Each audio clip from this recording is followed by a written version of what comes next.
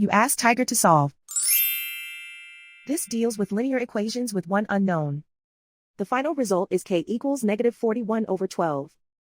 Let's solve it step by step. Group all constants on the right side of the equation.